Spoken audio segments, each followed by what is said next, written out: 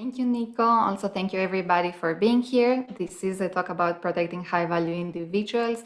This is also a talk about how open source intelligence can help in that, and how I work, or at least part of how I work these cases when it comes to high-value targets and when it comes to producing protective intelligence for those high-value targets.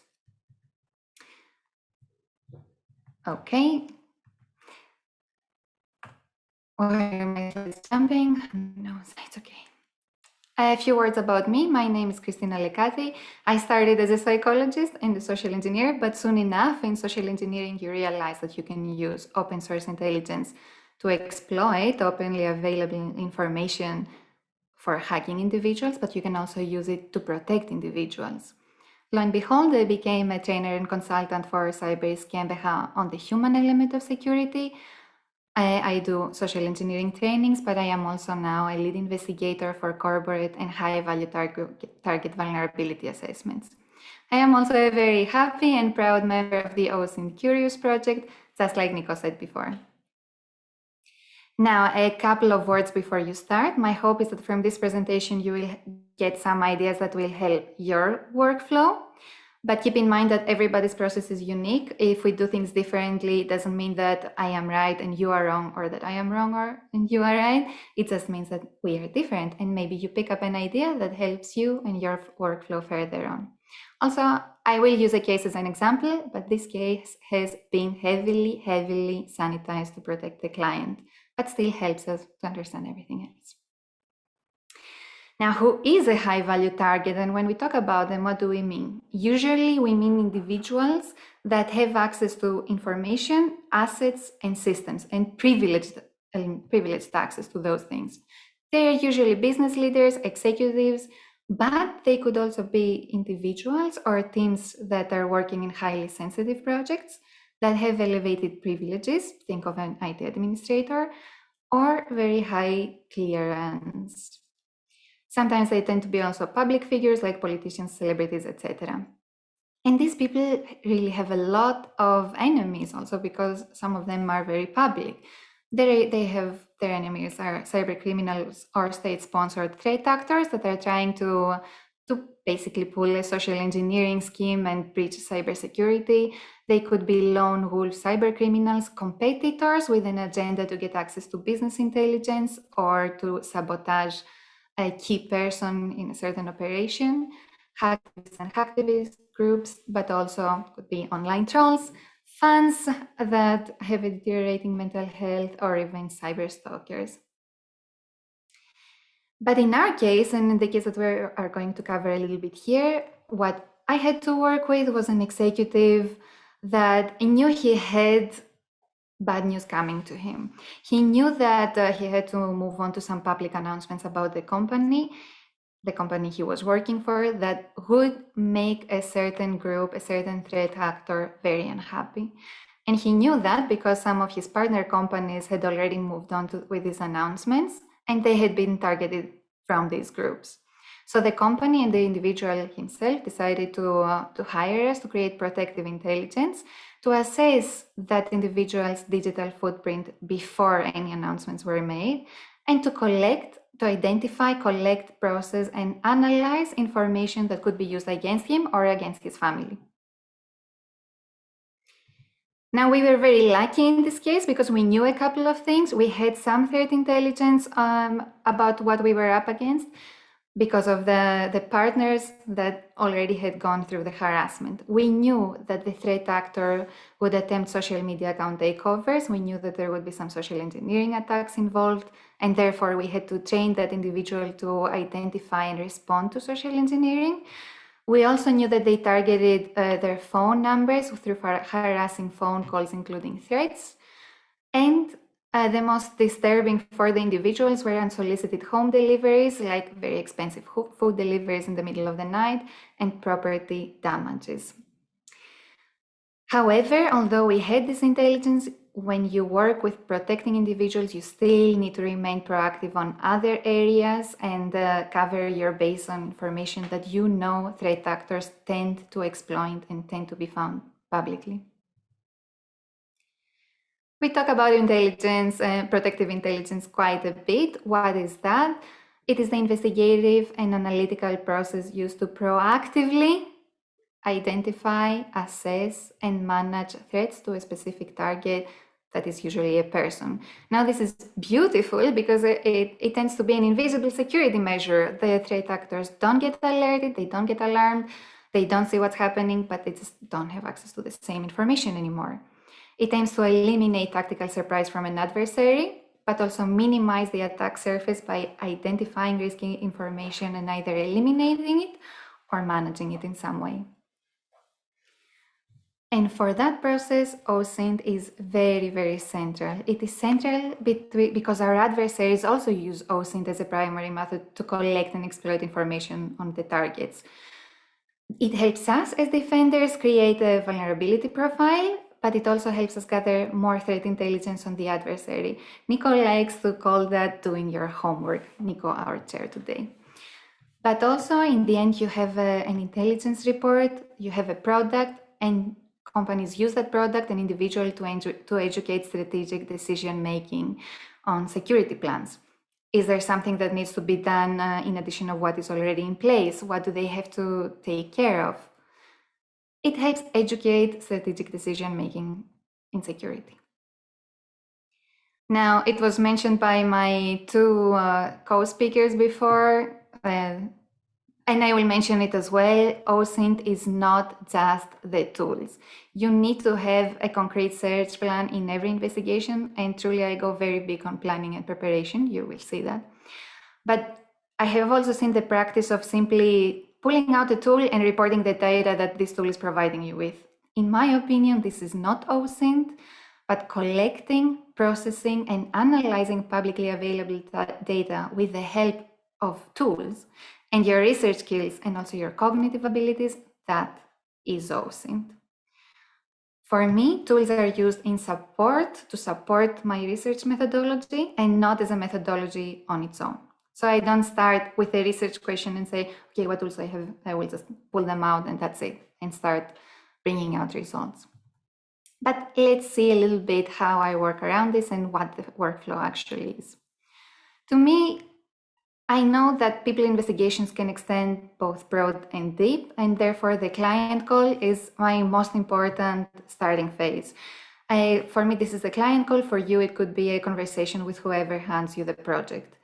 This involves very active listening, really understanding, asking questions, figuring out what needs to be done, getting any existing threat intelligence that might be available about who you are up against and what intelligence they use for their campaigns, define answerable and specific research questions, again, because people investigations can be extremely broad, and also to create trust with the client and to do a little bit of expectations management.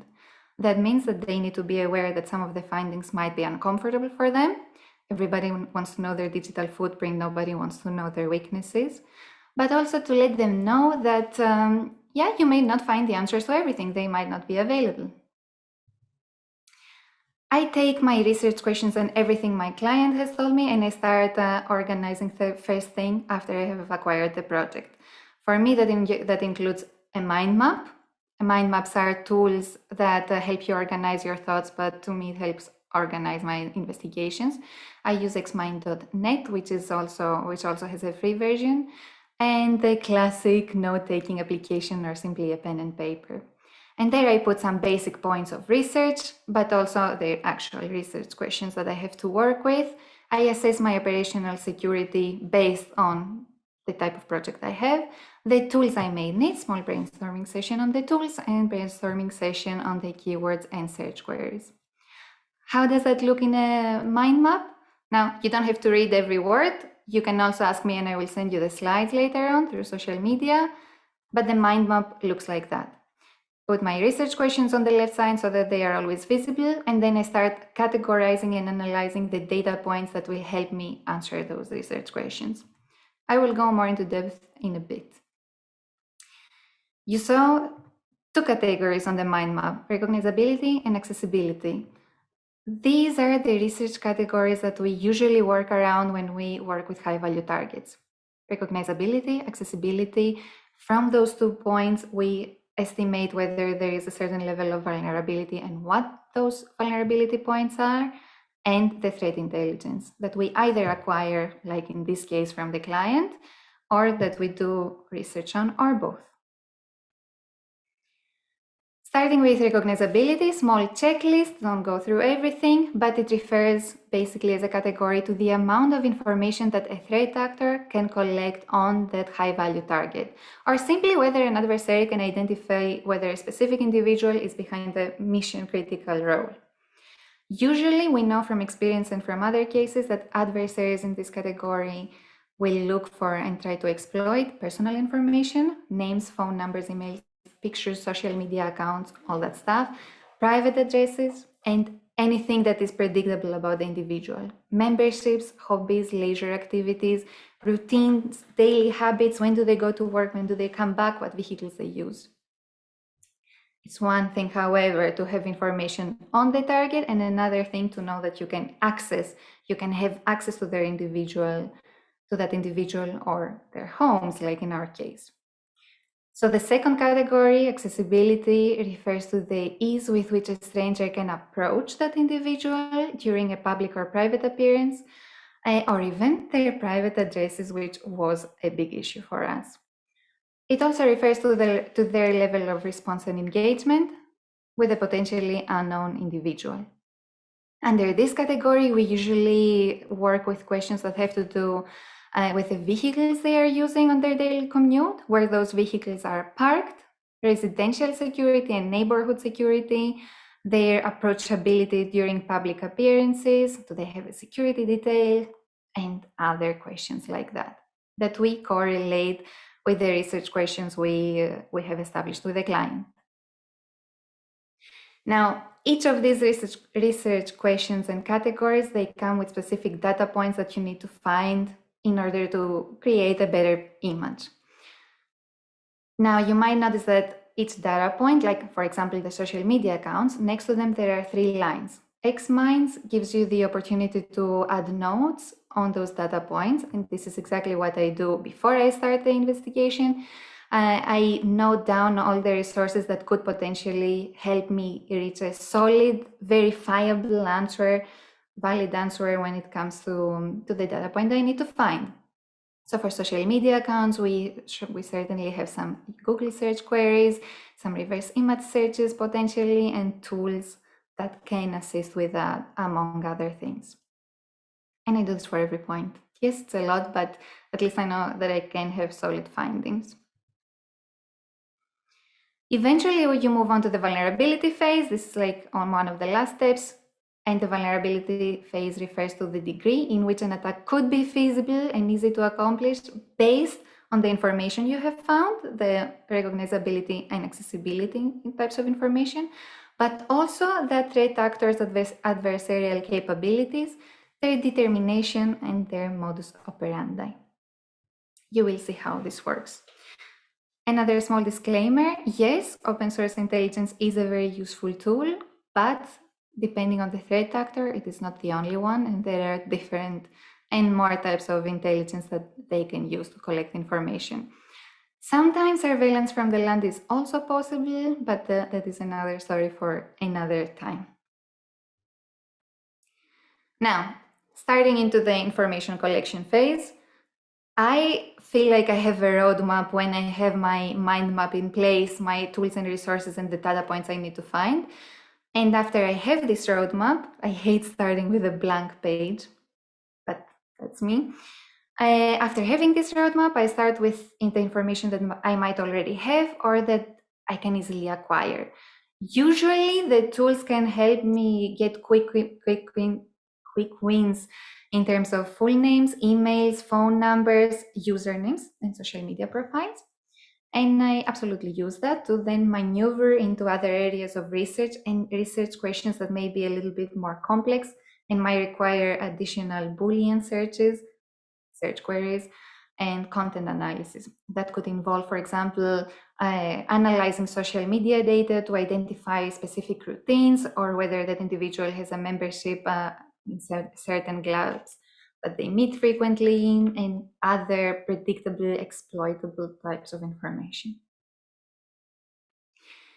We put everything that we find on mind maps.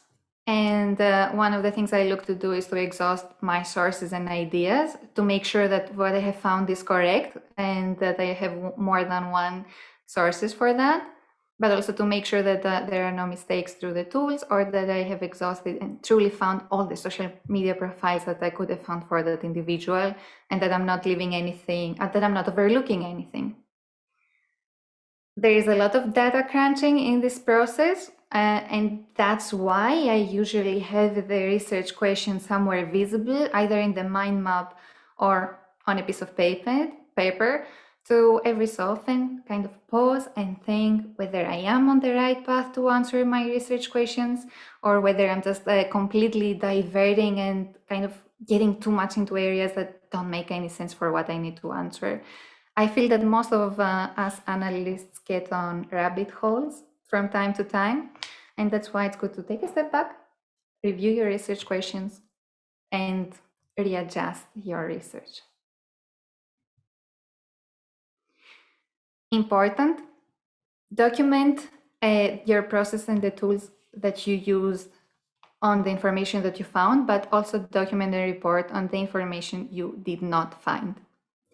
If somebody else decides to take on this project and do a double check, they might have a different idea than you had, and they might uncover something that you overlooked. You never know, but it's good professional practice to also document and report the information you did not find and what you used in your effort to access them. Maybe they don't exist, but you never know. Last, we mentioned it before, I will say this again, evaluate your sources and cross-verify your findings.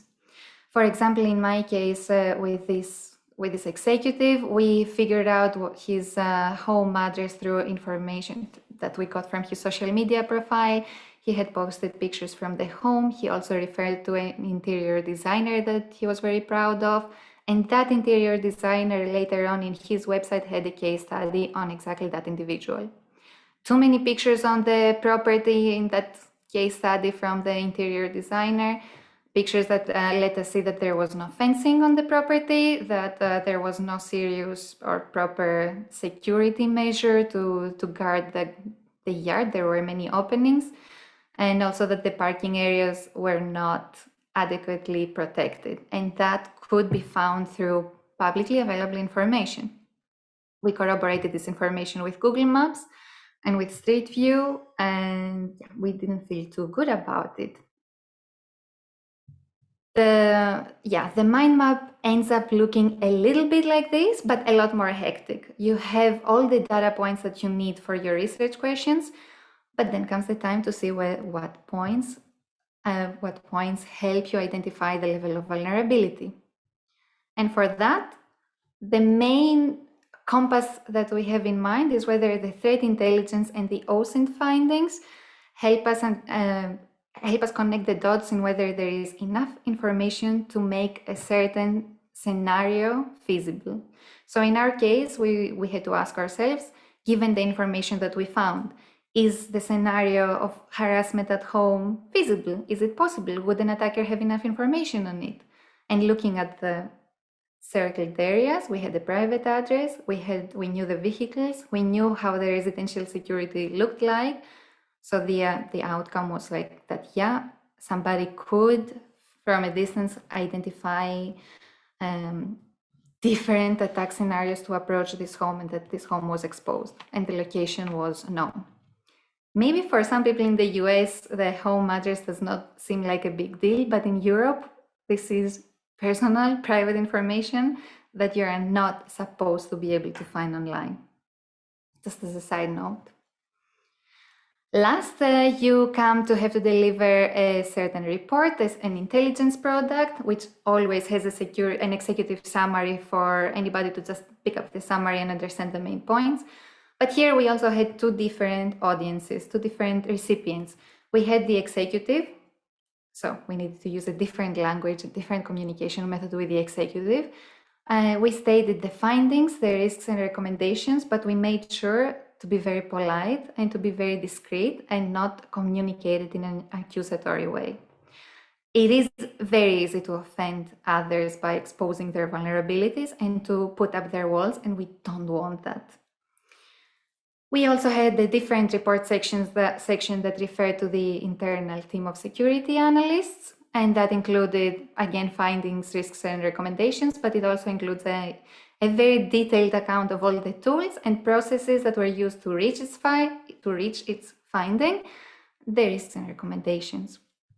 We also include, like I mentioned, everything we did not find answers to, the processes we used and still did not find answers to, but also potential information that we came across during our research that could be of relevance and importance to them, but were out of scope.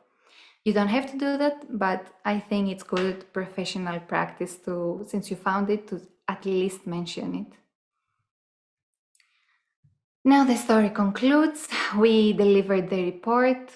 The executive received it well enough, not too happy about everything, but nobody wants to know their weaknesses. But thankfully, they took certain measures. They did remove some information, like the case study from the interior designer's website. And he learned to identify social engineering attacks. So when he came to do finally the announcement and he started receiving the harassment that he was expected to receive, keyword, he was expecting it already. So the phone threats and whatever he had to encounter through social media, the harassment through a small army of trolls, was not as traumatizing, and it was for others because he had learned to deal with it already, and they had taken measures for the physical security as well. Now, this is a very big topic. I have more resources. I will be super happy to answer information, but for now, it was supposed to be short and sweet. I hope it was.